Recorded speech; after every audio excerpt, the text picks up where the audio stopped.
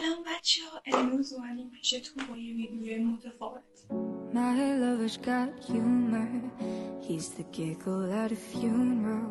Knows everybody's disapproval. I should یه نوجوونه 16 ساله چی نیاز داره؟ به محبت کردن، محبت دیدن، دوست داشته شدن و دوست داشتن نیاز داره.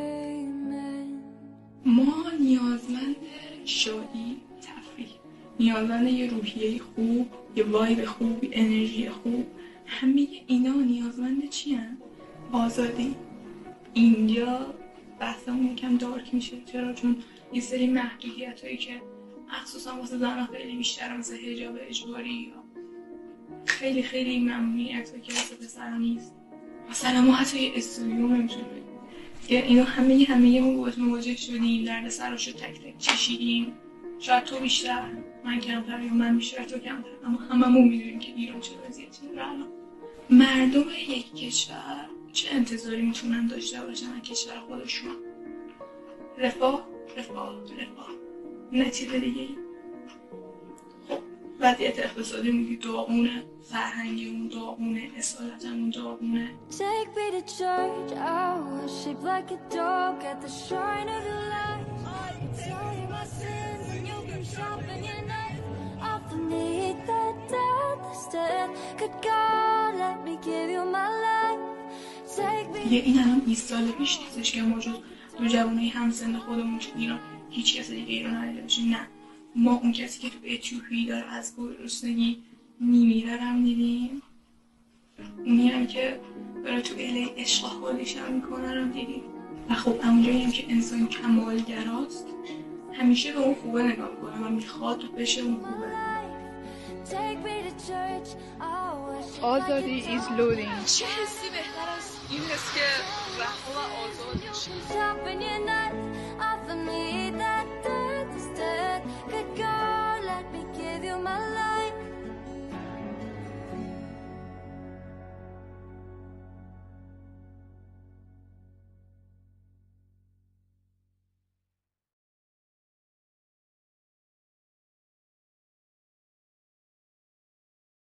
There we go. Hello. Hi. Wow. Welcome, Danesh. Happy to be here. Thank you for having me on. Thank you for coming on.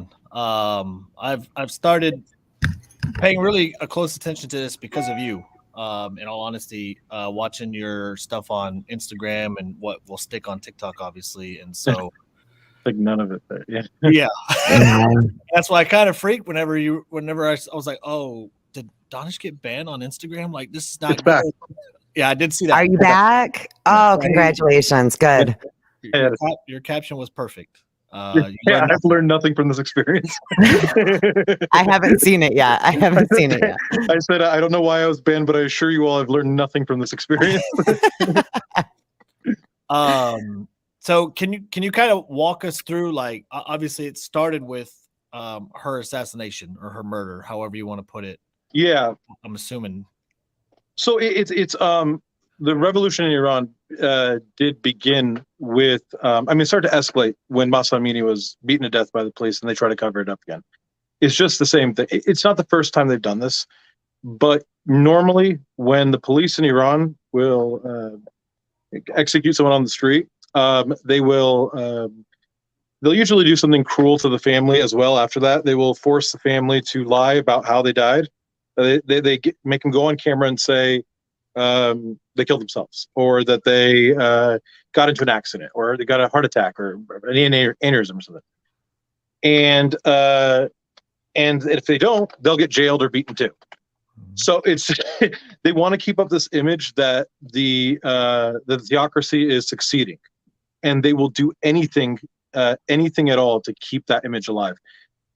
Their dedication to this is that and this is what they'll say, as long as a single head sits on the shoulders of a member of the regime, we will not fall. And it's like, I guess after Mahsa Amini was murdered, the Iranian people said, bet. Like, if that's if that's what it's going to be, you pushed it. And by the way, when I say the Iranian people, I mean the Iranian, like, children. They're the ones who are like the women the girls, they're leading the revolution. They're the ones that are constantly challenging it. I was gonna say, because these aren't adults that are leading this, that are the face of this. These are kids. Yeah. Every generation doesn't want to put up with it. The generation that kind of lived through the revolution happening in the 80s, in the early 80s, they were like, what was it? About 10,000 political prisoners were taken and executed in the span of like maybe 10 years or something like that. And so that kind of put off an entire generation from fighting back. And a lot of people just left. Like my family, my parents left. And then a lot of people, whoever could leave, left, but like they didn't have an American embassy in Iran anymore after the revolution. So it was very difficult. Like you'd have to like somehow go travel or visit another country like Turkey or Italy or something. And while you're there, try to apply for it. And then because of all the restrictions between America and US, you'd have to probably go back to Iran and come back like 5-7 years later when it's your turn. It's really hard to get out. So a lot of people were trapped too. So it's not like they wanted to be there. And so they didn't. We had been feeling this for, I mean, collectively for 43 years. We're like, we want to take this back.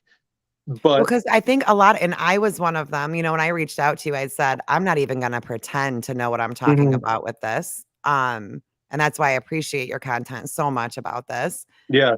But a lot of people didn't know that Iran was liberated. Like this. Yeah. Well, can you explain a little bit of that to people who didn't know that? Yeah. Well, I mean, going back to our roots of Persia, we're the first civilization to come up with human rights.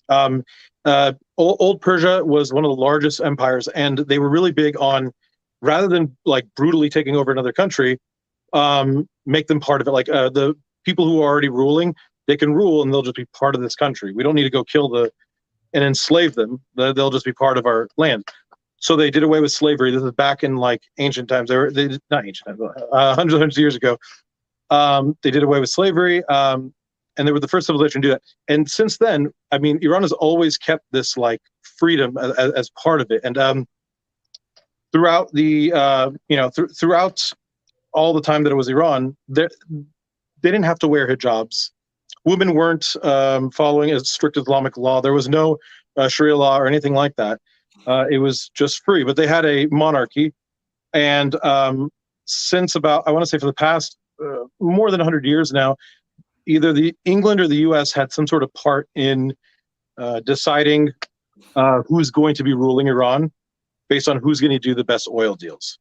Oh. And this is not conspiracy. This is something that the CIA literally did an op-ed on, or something, or like they did a post on I forget, one of these newspapers, but the CIA straight up said, "We did. Yes, we did do this." So it's not like a conspiracy or something like that. Right. But that's what led to the revolution, was that they didn't want to be ruled by a monarch. They wanted to, they wanted freedom. Although it wasn't like it is now, it still wasn't like, it was still a monarchy. So that's kind of what led them to kind of push back on the Shah.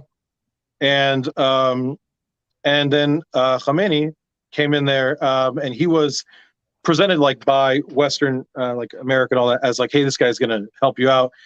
He's a Muslim. He's going to, he cares about you. He's going to like take care of you and all that. And he came in and presented like, this is going to be like Islam purity. I mean, we're just going to be all about following Islam, like how it should be followed. Exactly. And everyone was like, oh yeah, that sounds whatever. You have guns, so that'll help. So like, like, at the end of the day, that's kind of what it came down to. But not a lot of people wanted that, because it was something that they didn't expect. It was very violent. It was a very violent takeover, and it's not at all what anyone signed up for. Right. It was kind of like a Trojan horse. I don't think even America expected, or any other nation expected, that Khamenei is going to come here and do all that. He kind of really fucked it up. And how quick did it happen from the time that he kind of like several months? Wow. Yeah. But it was over the course of a couple of years that like the change was happening. And that when my father was in college at the time, University of Tehran, and my grandfather was a political activist against Islamic theocracy. So it became like a problem, and so my dad had to change his name to a religious name so he could just finish school. And then once he finished, he's like, "I'm out of here. Like I'm gonna go. I'm gonna get out of here." And then he did. And they were lucky because my dad, my uncle had like a house in South Carolina because he was going to school. Like when you don't when you don't like get into a really good school in Iran, you may try to go like somewhere else. And so imagine like you have a choice of anywhere in the world and you just get stuck with South Carolina. It's just so random. And he's like, right, like such a random place to know. But because he was there, my parents were able to get there. And that's literally how my family was able to get to America. I mean, my immediate family. The reason why I'm so passionate about all this is because I have major survivor's guilt. None of my other cousins made it when I did. So, I mean, do you still have family currently right now? That I wouldn't answer that, but just because of what I've been doing online, right? But my family has been able to get over here throughout the years. It's just taken, I don't know, most of the people that were like just born, like my age when this was all happening, they got here around 14 years old. So it took about that long. But it just, the visa system's really difficult. And then there's other things that happen like 9/11 and stuff, the Muslim ban and stuff that kind of like reset your, like if you're waiting for like 7 years and something like that happens, it's another 7. And so it's like your life. And I had cousins that were like living in Turkey for a while in the early 2000s. And it was because they wanted to get their, get to the US, and they were 18 at the time. The law changed where it said that if you hit 21, you can't use your mom's visa or whatever to try to apply. And because they waited so long, they hit 21, and during the waiting period, and that took them off of their mom's thing, so they had to reapply. But the problem is they had to go back to Iran now because they can't afford to live in a foreign country for another 7 years, and Iran has a mandatory draft, so they were drafted into But speaking of what's been going on with you online specifically, is because I heard your mother's voicemail. Yeah, that was a friends only, by the way. So I don't want to give too much. Yeah, I know. I forgot about that when I was talking about it, just because for me, like that's really what made me really start paying as close of attention as what I did. Was it kind of broke me a little bit. And I guess from being, I live here. I've lived here my whole life, and I've had wonderful, beautiful freedoms my entire life. So it's hard for me to register because that's how I've grown up, that it is that serious to be doing what you're doing. And it's not just, you throw in some stuff out on the internet, like it's potentially dangerous for you. They've been covering this up for 43 years. We've known about it, but we know like consequences of talking about it. They go through extreme lengths to cover it up. Like the girl we saw in the beginning, Serena, she was beaten to death. That one video of her in the hijab, the only one where she was wearing a hijab saying it's so great to be free, that was the video she took on the way to that protest where she ends up dying. So like literally right before she dies, her last video is, whoa, wouldn't it be great to be free? Her mom kills herself as a result of this, and then they air a confession with another woman that looks a lot like her mom, saying she didn't kill herself, it's me, I'm alive. I don't know what they're talking about. My daughter was depressed, completely emotionless, completely detached, and it's like, that's not her mom. that's not her mom. Wow. It's just this like level of cruelty that is it's almost unbelievable, which also makes it so hard, because it makes it so hard to prove things. Like the way they there was one of the people that they brutalized, Nika, where she was sent to a prison where people are usually raped. I mean, there's no way to cover that up. Yeah. And she was like several times. She was 16 years old. And when they had her funeral, the regime came and took her body again, and they didn't say why. And then when they buried it somewhere else, apparently they removed some of her insides, so that because a lot of people were talking about how she was raped, and so I would assume that was to remove evidence. They removed her. Mhm. Yeah, like the cruelty is insane. It is. It's really like it's part of their tactics. So it's that is to scare you. Yeah. That is to get you to stop. And that's all. That all starts with even like the slightest chance. Like they're very dramatic when they're doing their chants. Like about a couple of years ago, if you hear, or even last year, you hear "Death to America," that's pretty offensive, right? Mhm. But like, what you don't consider is that not everyone in Iran is saying that, and the people who are saying that on camera have to. Like they don't have a choice. If they don't say it when the Ayatollah puts you on camera and says, "Chant death to America," you're not going to say no. There's consequences to that. So Right. like, I had no idea. I guess I don't know. I'm so ignorant about it, you know. but it's also like, yes, and I appreciate But that. I don't want to be anymore, you know. Like I Yeah. don't like this has done something to me that I like. I'm gonna get emotional talking about. I don't know what it's done to me, but I just didn't. I feel bad that I didn't see, you know what I Yeah. mean? That I was so blinded by it. Like I didn't think like, oh, they have to say this or Yeah. something's gonna happen to them, you know? Yeah, that's the hard, and that's why like when they're fighting back, you'll notice like genuinely I'm not a violent person. I don't talk about committing violence to people. That's why like I don't end up getting like in jail, or like I don't end up Right. getting like court dates and stuff. That's like more of a Brian Carlson kind of thing. So like but no, for real, like but when it comes to the regime, like I get so much joy watching them getting their like heads kicked in and like Well, yeah. balls thrown at them because of what they've done and what they will do if you don't. Well, and that's why, like, for me, watching you on Instagram is watching you, like, I guess he said, I mean, for lack of better words, dox some of the people that have been taking their pictures with the regime. Mm-hmm. That's bold. Yeah. I imagine, like, so what kind of backlash have you been getting? Can you even I mean, say? he lost his Instagram account over it. They can't really do anything here. I like they can't. I'm safe from them.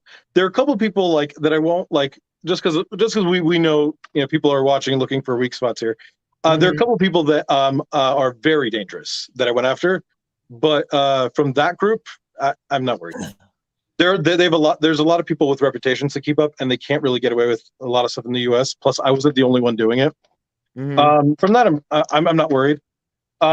The worry was like some of my mom was talking about too, was when I was directly going after regime members in Iran working for the government. That's when my mom was like, "Stop, don't do that." Yeah. Like it was someone who was like on like the top of because when Sharif University, when the police came and took over the university and started like killing students and imprisoning them and all that inside the university and turned it into a detention center, I found out that through a couple sources. By the way, I should also say, I have now several people I'm talking to in Iran that I don't even know, that I've gotten to know through this, who are giving me information, giving me videos and stuff like that I've been sharing. And so they were telling me about how the guy who has been shutting off the internet is like head of that university. He's the one who got all the people trapped in it. And so I was like, can you get me there? Let's get his information. So I'm looking him up and I'm like, ooh, I see he's on a terror watch list and stuff. And then they start sending me, here's a social security number. I'm like, whoa, okay, you guys are much better at this. here's his like daughter's social security. I'm like, that's bro. And he's like, his daughters are like 50 and they work there too. I'm like, oh, fuck them. Okay. Right. Yeah, they know better. Right. So okay, then. Well, I guess this would probably lead back to the United States as to why, because you don't see any news coverage of this. Like, no. None. Zero. Imagine, I don't know if it's on purpose on the United States part or if even when you go look it up, try to look it up online, it'll give you very old things first, and you've got to go through so much to find anything current. Or is it the regime over there that's making sure that the news doesn't hit the news? Yes. I mean, they are doing that. They put a lot of money into that. They've spread many members of the regime into our own. There's lobby groups here that there's one like I'm not supposed to talk about just because not safe.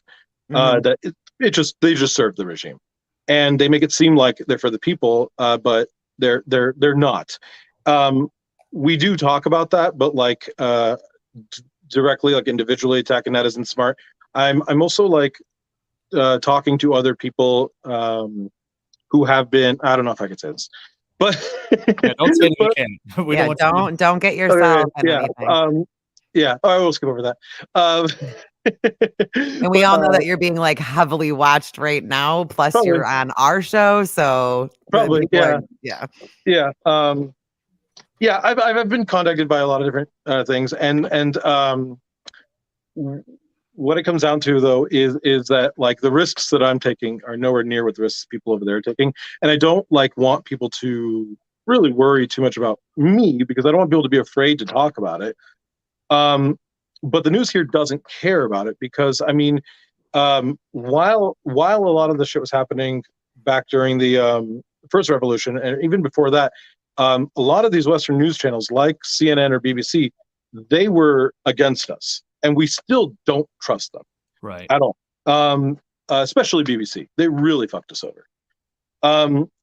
So like, it's not a surprise to me that they don't care, but having all these influencers and actors and so whoever's posting about it, just posting about this and making sure people see it, and people purchasing billboards around the country and just like making sure it is seen, has been something that like I've noticed that the news has had a hard time avoiding. Like, I don't know if you'll see it, but like there will be a story. Like I'll tell a story, and then people will be like, CNN, cover this, and they start tagging CNN, and then other people are talking about it, and like, CNN, cover this, and then CNN won't do it, and then you have people on CNN's page like, why won't you post on this? Why won't we post?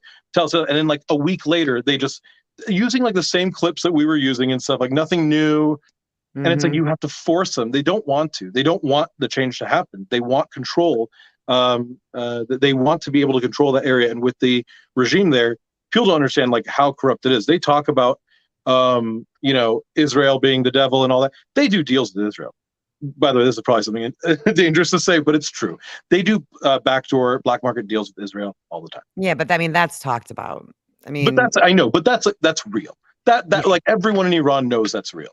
Well, They that's do why I it was with wondering America if it too. was, and that's why I was wondering if it was kind of our government too, because they kind of help create a lot of this mess. So why would they want it to get out that you guys are trying to be free? Because then it might start something here too, in a sense. I was But gonna say, but it starts to bring somewhat of unity here too, when we Mhm. can come together over an issue and put politics aside and everything aside and say this Yeah, is wrong. yeah, yeah. That's not a good vibe for them either. Absolutely. And that's that. If you notice, like that whole the efforts they go through covering it up, like when they force the families to make these fake confessions, it is their part of their obsession with this imagery to keep up. So when we're talking about it, when we're watching, they can't really massacre. And this is not the first time that the people have tried to take Iran back. In 2009 I believe that was the first attempt. Yeah, 2009 was a Green Revolution, and they were taking off their headscarves and stuff, and they were being shot, and the news was being stifled, and we didn't have social media like we do now in 2009, and so it just kind of the regime made it seem like people just kind of, it was small, people didn't care anymore, whatever, and thousands of people got executed, and we didn't even know about that. I didn't even know about that until this one started with Mahsa Amini. That like, Wow. hey, when we all started stop talking about that, many people died. And so a lot of people in the Iranian community have been holding those accountable that went on TV, Iranians that went on TV, who are now pretending to be part of up for the people. But back in 2009, you went on TV and you went on CNN and you said, no, we don't need people going in the street talking about it. It's all good now. Like you let people die.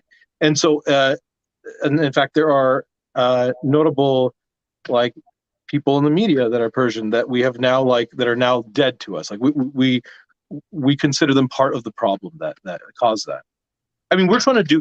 We all feel so helpless watching these things. And so as Iranians who are can't imagine how you guys displaced, here. Yeah, I mean, yeah, well, because I've sat there and watched it and been like, well, what do I do though? Like, what right, can we do besides just make people see it yeah, and they're not even asking, constantly? and they're not even asking for money, which is like the craziest thing. Like, we have all your attention. We don't want your money. Just we can't give money to them. Like, you can't. I'm sure they do want the money, but like, Right. you can't give it to them. So it's like, we just need you to share this. That's it. And you would think, okay, that's simple. And then you look at how hard it's suppressed, and you go, that's why that's all they want, because that's not allowed. That's not given to them. Like, you could see how hard. Like, you look at my page. I got a video that I did a couple days ago, 12 million views. Right after that, I had another video, 7 million views. Post about Iran. I'm lucky if I'll get like a couple thousand. Well, I was gonna say one of my duets with you was actually one of my most viewed videos. I don't know how it happened, but it snuck through and it went over 100K. But then it was taken down. Yeah. And I appealed it, and it came back up, and then it hit almost, and then it went up to almost 180, and then it was taken down and couldn't be restored. Yeah, that's what I. So like sometimes you can get one to kind of sneak through, but since then, anything that I've posted about it is my least viewed video. Even like our promos don't do very well usually, just because you're encouraging them to go to other platforms. But for whatever reason, the promo for this one on Instagram, and for me, like, mind you, I'm small compared to you, but like it did get really great views. I'm like, and every video before that and after that has been nothing. But I'm like, what? Yeah, I mean, I'll take it, but like, it's just crazy. You know what's really interesting? I've noticed this divide here that it's been really hard to get people on the left to speak out about it because they're so afraid of being Islamophobic.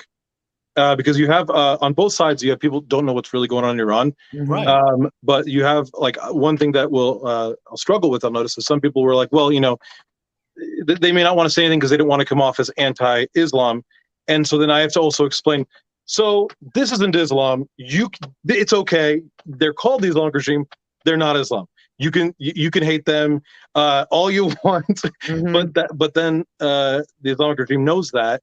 And so they will play to that and be like, you're being Islamic. They will just start like, throwing in, bot accounts going around calling people Islamophobic, saying like that's, and then you have like people who are not even like, I don't know if you see me like constantly yelling at this other guy named Firas from Iraq, who has been like crazy, like an activist for like the regime, and he's not even Iranian. And he keeps pretending he is, and I keep like telling him, dude. The guy that shaved his head, right? Yeah, I'm like, you don't even speak our language. You don't represent us. Shut up. But the thing is, he doesn't care. Even the mosques that he's like pretending to protect there, they've told him do not come. Like they've charged him for harassment. They've filed restraining orders. They don't want him there. He's a regime asset. And I'm trying to get him fucking like locked up for it because I know that this is what they do. The regime will spend money on outsiders because they're giving money to Hezbollah. And so anybody who supports that will automatically go, okay, the regime is cool. And so you get like Arabs and people from other nearby countries that don't really get or care about the history of Iran. And then they say, here's some guns, come in here and, get the protesters. And they'll run through the street killing them. So what does it look like now? What's going on, like kind of as we speak, or as much as that's going on as we speak? So as we speak right now, there are underground secret kind of like city, I want to say government, not really governments, but like little like groups that have like, this is how we're going to do protests. This is what we're doing. And they communicate with the other cities through like paper, through like basic means so that, it's not traced or hacked or anything like that. And so they've been trying to plan everything, and they've been trying to make sure they're organized about it too. Like right now, we may look and see like, hey, this looks just like chaos. I wonder who's going to be in power. Blah, blah. They're working all of that out. That's the one thing we want so badly is in Iran for the first time without any Western influence, a truly free Iran. Not influenced by anybody. So while it would be really useful for the U.S. to come in and just like, mow down everyone, it would the same thing again. It would be someone else will be put in power that will abuse it, and we don't want that. And so they're willing to trade their lives in exchange for freedom because the people who are out there dying and fighting for this are people who lived throughout this theocracy. They're not 43 years old. They've never known freedom. Said that the average age is 15. Yeah, that's correct. And again, it's in a place where you are trapped. You can't even leave. So a lot of them are like, this is it. I don't want to live like this anymore. But what's so interesting is that these chants they do, and I don't know if you heard any of the chants. They'll say things like they'll show their chest to the opposition and say, bullets, tanks, machine guns, they don't hurt us. We don't care. We're not going to stop. They're giving that same energy back to them, where they're like, as long as the head remains on our head. So they're saying, kill us. That's got to be the only way. We don't want to live here.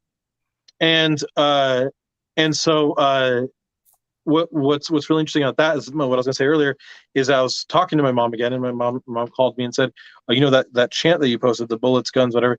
So yeah, he's like, that's the exact chants they were doing back in '79. It's like, I remember, like they're doing the same chants. Wow. Yeah.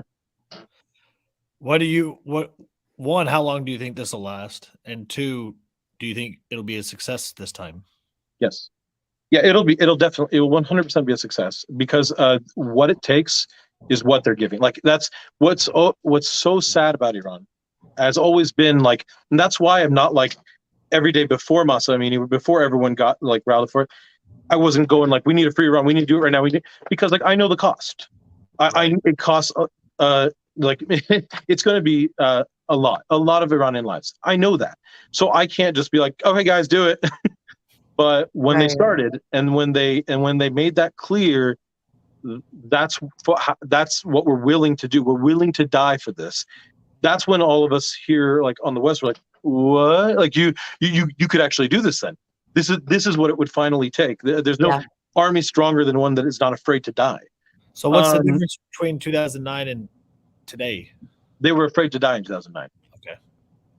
They were not everyone, but they were. And when they executed a lot of people, those that weren't afraid, everyone else, like it squashed those feelings of freedom for like an entire generation. You had to wait another generation for like people to rise up again. And that's what'll happen. If this one gets squashed, it'll take another generation.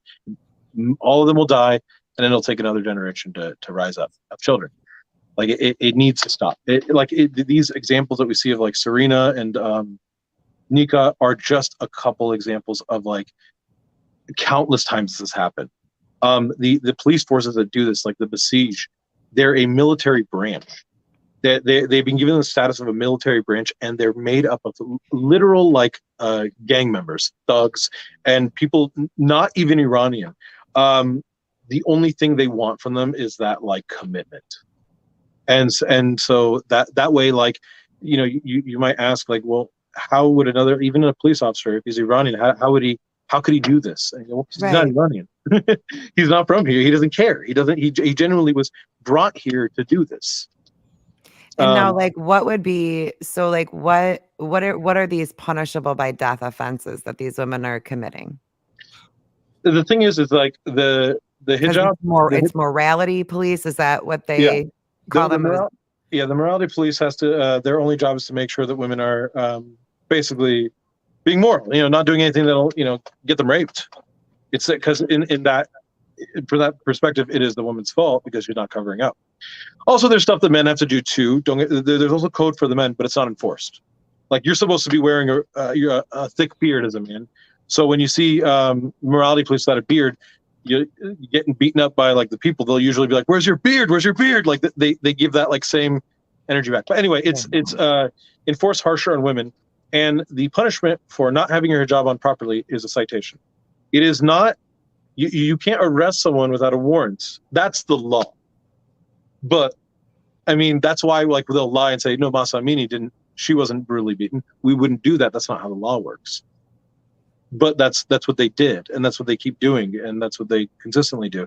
And because everyone's watching, there's been some interesting little things where we've been able to catch some mistakes. I don't know if you saw that post that I posted of the guy who was giving a fake confession saying my niece took her own life. The thing didn't kill him, and you could hear the guy whispering what to say, and you could see his reflection too. I did see that. Yeah. That one I was like, wow. Yeah, like it's like that. That was like undeniable proof.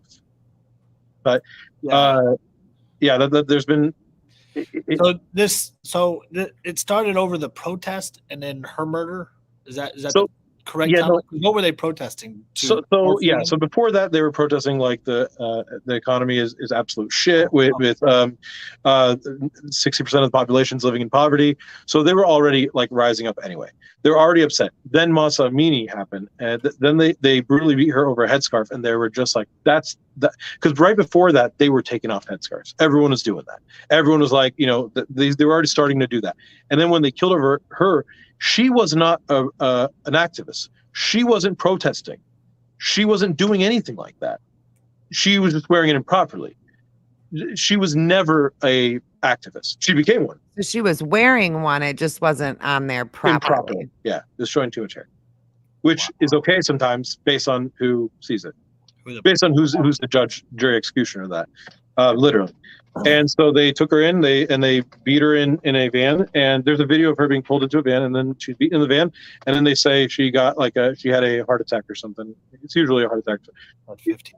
And they threaten the family to say it's a heart attack too. But at the same time, that's why they'll capture besieged forces or regime police or whatever. The people will throw them off of a roof or something and be like, oh, no, is that a heart attack you got? Like that's what a lot of the captions say when I say videos coming out of Iran of besieged being beaten to death, like another heart attack, another aneurysm. So sad how that happens. Yeah, it's very tragic. What is the story with the threat of the nuclear whatever getting released if they didn't release prisoners? And I don't know. It's hard to confirm a lot of stuff. It's right. really, really hard. But the Anonymous has Anonymous and another hacker group inside of Iran has been hacking the shit out of them. Anonymous, I believe, was not responsible for the prison hack. That was another group that uses a very similar kind of image as Anonymous. They hacked the prison and they put out all the security camera footage, and that's when we learned what. And this was back in earlier this year, in March. Okay. So that's what I mean about this. Started before Masa, but Masa is what turned it into a revolution. Yeah, and that's when around the world essentially. Yeah. So back then saw that came out, and then we saw the brutality of what they're doing to the prisoners in there. Anonymous has been hacking the banks and stuff like that. It's very helpful and useful. It's great. It's hard to Anonymous is an official account, so they're putting things out in Farsi and have been communicating. It's not like the way we talk about Anonymous here, where we go oh, you think they're going to get this whatever we're upset about this week, right? Legitimately, they were tweeting with Hossein Rouhani, who was the guy I just did a video about recently, who was taken in and had his legs broken for going on TV and talking about the regime. He's currently on a dry hunger strike in solitary confinement with 2 broken legs and no medical attention. So that's the commitment that they're given towards us. So it's heavy. They're done. I mean, what's their other option? I mean, if they were to actually stop now, I don't think it wouldn't matter, would it, at this point, with how far it's gone? If they stop now, the amount of executions would be insane. The amount of people they will kill to stop this from ever happening again will be they killed 1,000 last time just to get people to stop. And so they would, knowing how cruel they are, they would do a lot more. I mean, at this point now, you have to weigh out, would less of us die doing this than we would if we stopped? Right. There's no turning back. There's no turning back at this point. And the thing is this is happening in a majority of the regions in Iran, but you have the rich areas of Tehran and other rich cities where this isn't happening. They're living their everyday lives. They're very wealthy. They're spending all the money because while 60% live in poverty, the rest are fine. And then so they will tell you nothing. I don't see anything going on. And then the regime is lying. So then they legitimately are blinded to it. But some of them don't care either because they benefit from it. And then the rest of them don't even live in Iran. They live out in Canada or America, living their fucking life with. Yeah, I saw that with the people that you were exposing. That's why I went after those motherfuckers. They're spending blood money. Yeah, sitting in New York City and whatnot. All around New York City. While children are just being slaughtered. Yep. They're just days after Masa Amini was slaughtered. You have all these prominent Iranian doctors and different kinds of doctors, professors at huge universities all taking pictures with the president of Iran. This was after Massa died, and while we just heard about the news about Nika being tortured and stuff. They're smiling. They're smiling. They're happy to take the picture with them. And I think I was in a live, and someone who was trying to defend them said, "What would you want them to do?" And I was like, "What needs to be done?" They were this close to it. I don't know. Like, what is the arguing point for the defense of this? It's Islamophobic. Well, it's not. It's not real. That's not the real defense. How do you defend this regime like at all? See, it's what it is that they put out false information, and the way they do that is very effective, because you see all the support coming from the West, and they know how paranoid they are of Israel. So they'll say, you can see that this is them attacking Islam, burning hijabs. Burning hijabs is an attack on God. Then you see the West supporting it. This is Israel. Israel's behind it. And you have like all these people going, no, nope. We felt this way for 43 fucking years. We hate it here. It's not Israel. For once, the U.S. and Israel have nothing to do with it. So no. But that is how they like rile up that paranoia. And so people are worried, and they go, oh God, they're trying to destroy our religion. So like that. They truly believe that this is like a religious aspect, not a freedom aspect. The ones that defend the regime. Yes, but I don't believe that people high up in the regime are even religious. I don't believe they believe in God. That's something my dad told me all the time. He said every time, he said when I was there, I like anyone who was like a high up member of the regime, none of them followed any of the rules. I had people like regime supporters like commenting on my videos in Farsi, trying to like talk shit, and I said, open up your likes. Open up your videos right now. Let's see what a man of God you are. Don't even take a second to go through unliking things. Open it up right now. And then they stop responding. I go, motherfucker, they don't follow it. Right. I mean, that's kind of, I'm not going to lie. That's what I was kind of not really, I can't say taught, but I guess was pre-programmed to think was, this is their religion and I don't understand it, but you have to respect it. But then it was like, no, like they're slaughtering people. This is not just making women wear things, and like they're killing these women, and they don't want to. Well, and then you look at the area that we're in, Kat, with a heavy yes, and you go to Detroit Airport and you see the full mm-hmm. I don't know if the correct word is hijab or full mm-hmm. garb or whatever, and so you just assume that that's part of the religion, which is what is over there. And so that's why I feel like a lot of us over here are conditioned to believe that. And that's why a lot of people, especially our age, didn't realize how liberated they were over there. And no, I thought it was always like that was just the way that things were done. No, like the way my dad explains it, he was like, imagine like everything is the way that it is today, and then just like within like a week, like just flips. Like you don't even think it's real because can't imagine it happening. My dad said he was playing soccer. Like he was playing University of Tehran, playing soccer, and then machine guns into the field, just like mowing people down. Like they were extremely brutal about it. They basically also told everyone his age, too, you need to enlist, you need to fight with us or we'll kill you. And my dad he was trying to escape anyway, but they said he didn't qualify because he had flat feet, and you can't be in the army if you have flat feet for some reason. Do you know what? Have you ever heard this? Yeah, I've heard of it, but I heard it was, I don't think we do it. We did it here too for a while, but they did it in Iran. Yeah, they did it in Iran back in 1979. So they were like, you can't. And he's like, oh, darn, that sucks. So disappointed. But they were contacting him about like, you still need to grab a gun and help. You still need to grab it. And he's like, no, flat feet, dude.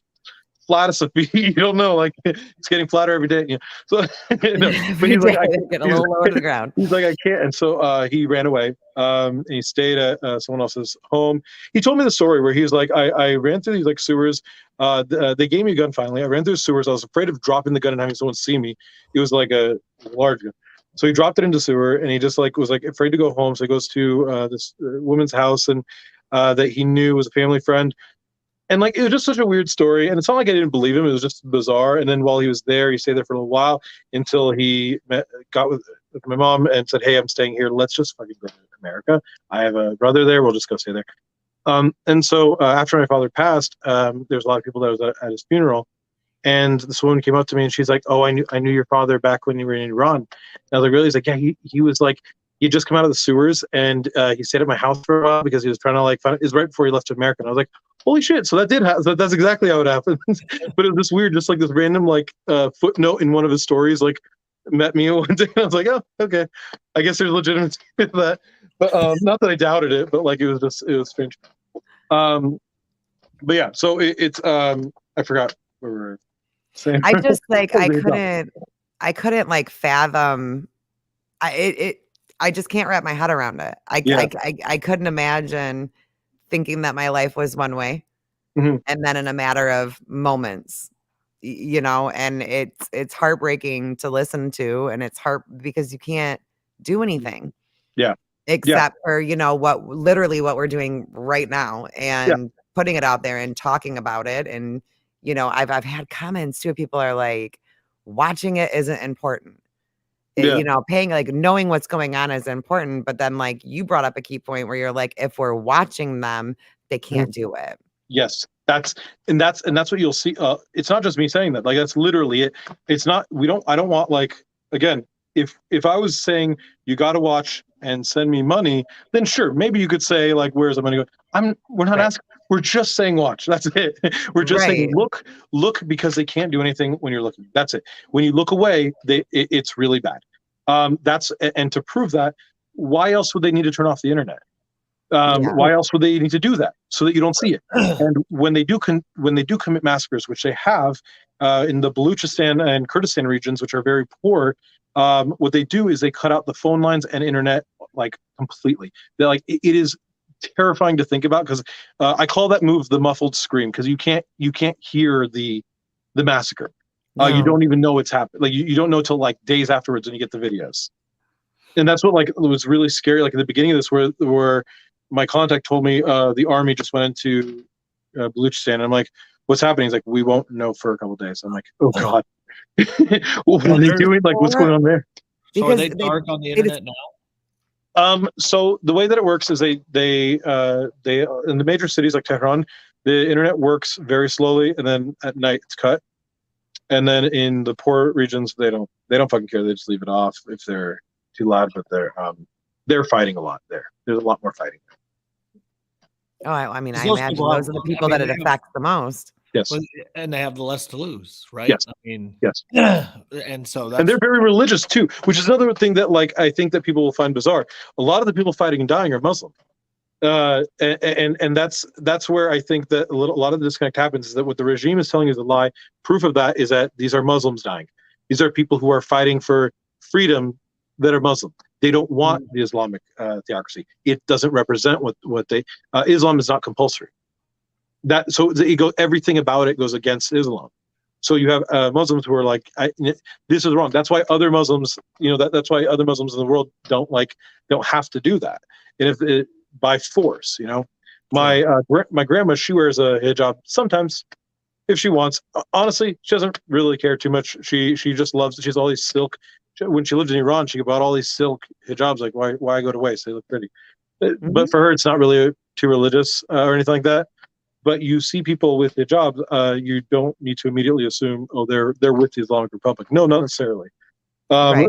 It's actually very likely that they're not with the Islamic Republic. Well, I was telling Tex, I had a neurologist appointment this week, and there was a woman there that was wearing a beautiful blue one.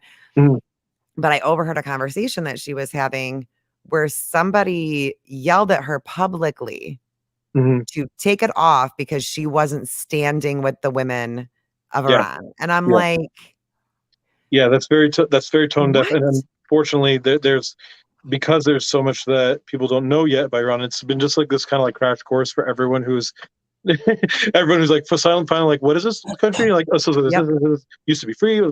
And it's not pronounced Iran. No, it's not Iran.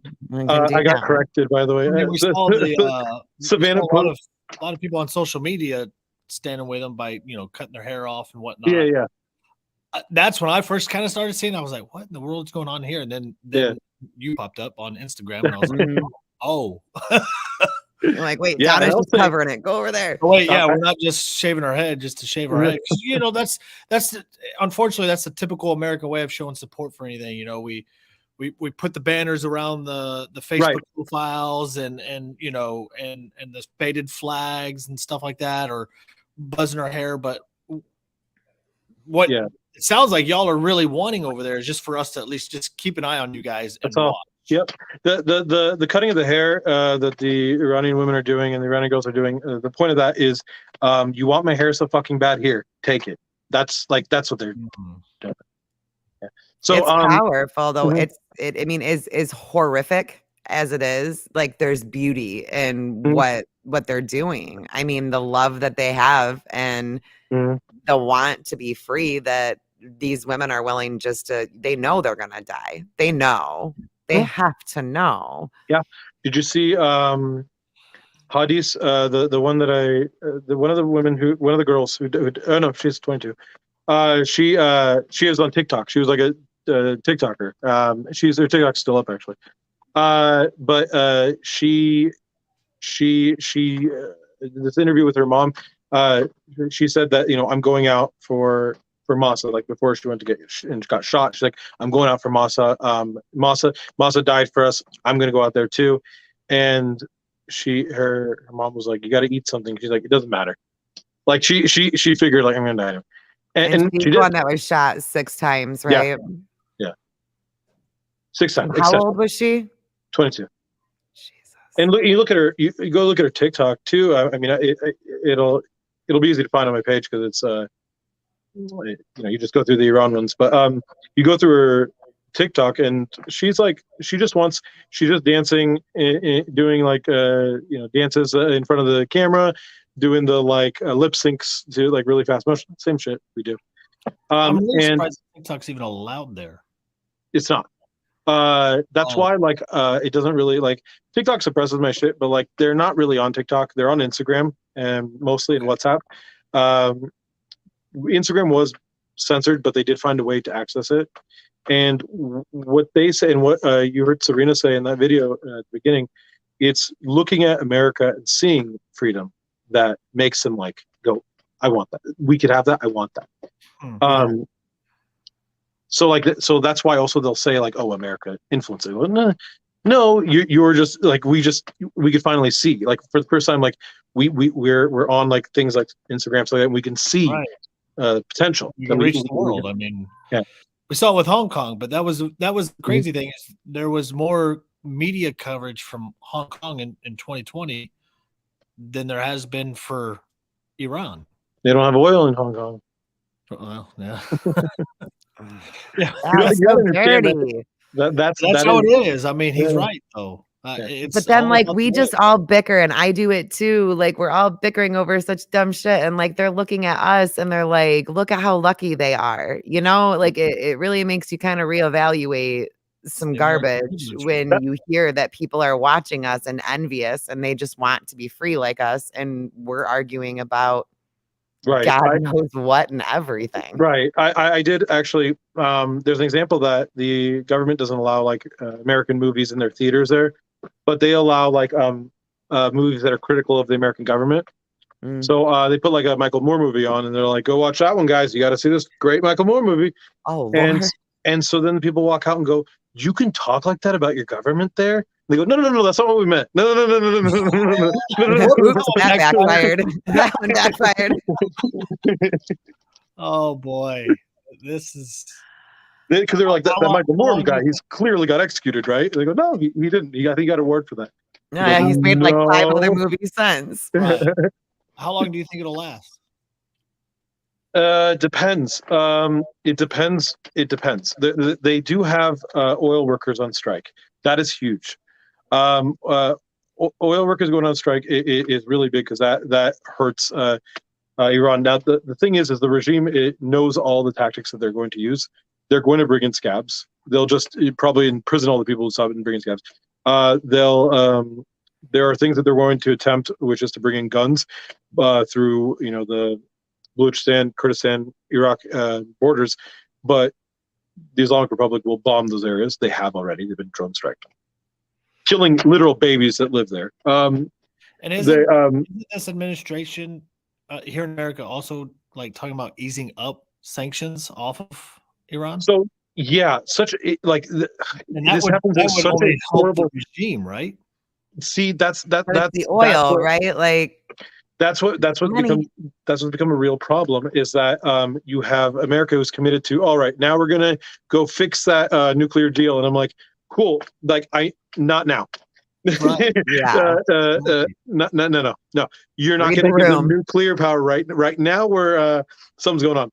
Busy. Don't worry about it right now. Don't get involved. Read the room, America. Read the Yeah, room. don't get involved. Just say that. Just this is what I want. This is what we want America to do.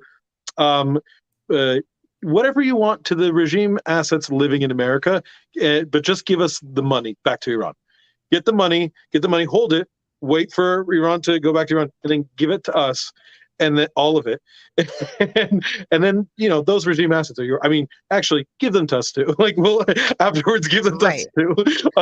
Like we don't want America to do anything. We don't want Americans to get involved in any way. But the thing is because they have this disconnect from their government, where they know they're a different entity than their government, but they know that the other places in the world don't. They're able to make that distinction too. So they go, "Hey, America, we need your help. Not the government. Not any. We don't need any government getting involved. To the people. If you want to share this, that'd be great. If you want to push your media to, if you want to push your senators and stuff too, because they're not going to do it unless you do that. So they understand that too, and so that's the approach they've been taking, where they want people to advocate for them. No, well, that's where the power is, though. You keep hounding people for long enough, they have to listen. Like you said, like with CNN, you keep bothering them. They'll get so annoyed by you that they have to do something. Pretty much. Well, that's why I wonder if besides just sitting back and watching here in America, if there's something that we can do even politically here in America, whether it be pressuring our own government as American citizens to maybe add more sanctions. Yeah, well, the sanctions that we would want are against the regime assets, which America did just do that, but only to very few. Like I think it was like 10, whereas like Canada said like thousands, and I'm like, bro, can we do that? I was gonna say Canada's sanctions are like I'm not a fan of Trudeau, as we all know, but like good on you for that one. Yeah, absolutely. But although like there's also the worry of like the commitments that like okay, we've clearly identified Fierce as an asset. What are you going to do? But the video I put out of him recently, he tried to run over a bunch of protesters in Canada, Iranian protesters, and then he fled the police too. He got arrested out the next day. I'm like, come on, he's an asset. What are you going to do with him? Show us what you're going to do with him. And that's what I worry about is how that's defined. And in America, you have people who like all those people who took a picture of the president. All of them I consider assets. They've been compromised. They have the ear of the president. So no matter where it doesn't matter what government it is, you don't ever get to take a picture with the head guy unless you're some sort of asset. I mean, it happens here. It happens in Canada. Like that's just how do you get invited to that? How do you get an invitation? With the president of Iran, I can't get an invitation to such a thing. I'm Iranian. I can't do that. Right. I mean, that's what's so absurd about it. And then So yeah, I that's all we would want as far as law change would be to exile members of the regime and seize and freeze their assets. That's all we would need for everywhere in the world to do, so they have no place to go. Currently, there's one regime member in Mexico who really hates me, and I'm just really I put out a video saying I'm really hoping that the Mexican president really goes hard on him, and I had all these my followers who are from Mexico who are like, he's not. He's not going to do it. Just so you know, he's a piece of shit. He's not going to do it. Right. Like, okay, great, cool. Well, well, is there obviously we know you're covering this pretty extensive on your page. Is there any other way we can even find out any other information on this?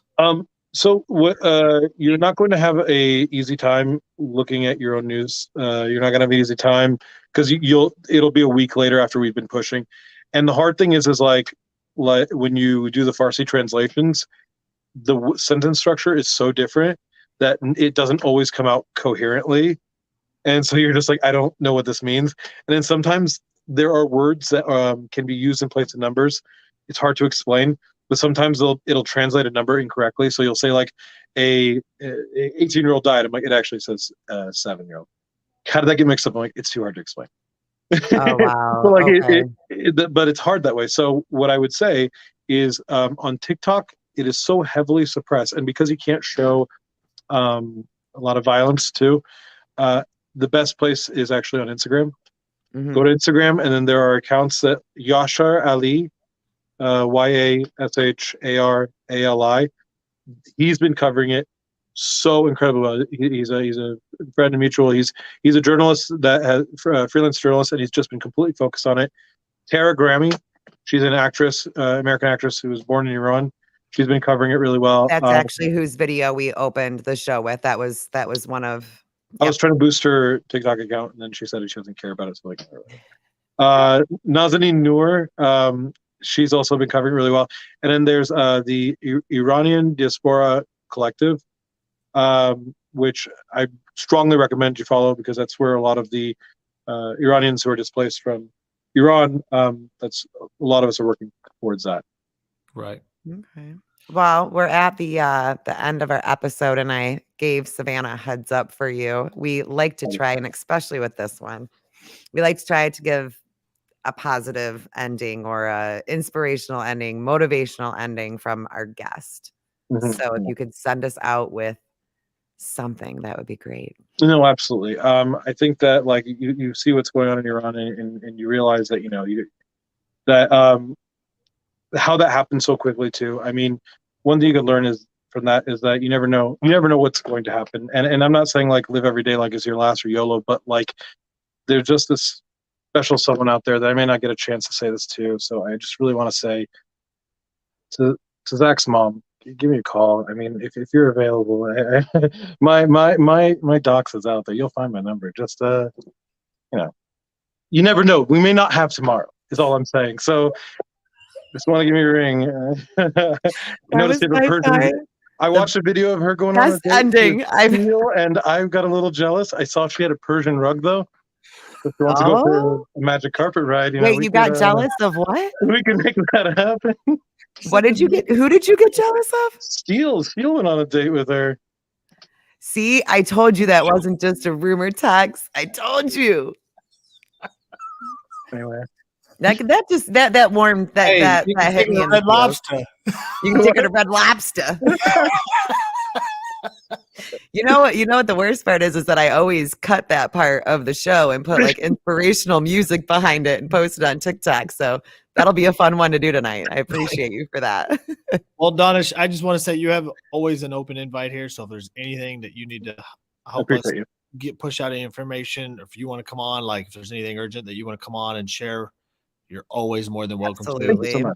And thank you so much for teaching us and being, being open to sit with us and explain to us. It means so much to me because there is a victory here. There's a small victory here that is something I've always wanted. And it's for people to know that there's a difference between Iranian people and the government. And that's something that I've struggled to explain to people for years. So when people are whenever there's political decisions made against Iran, I go it's not the same. The people there don't think that, and they go, "Sure." And I'm like, "No, you don't know the magnitude of this." When people get upset and they go, "Death to America," I'm like, "They don't want that. I promise you." Right. Yeah. So it's that has been a victory for me, and a small victory in all this is that now you can't not see that. Right. Mm-hmm. So right. I do appreciate, by the way, you allowing me to come on here and talk about it. Absolutely. Anytime. Thank you. Amen. Amen. Take me to church. I worship like a dog at the shrine of your light. I'll tell you my sins and you can sharpen your knife.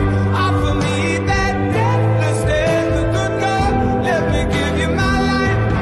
Take me to church. I worship like a dog at the shrine of your life. I'll tell you my sins and you can sharpen your knife. Offer me that deathless death, the good God. Let me give you my life.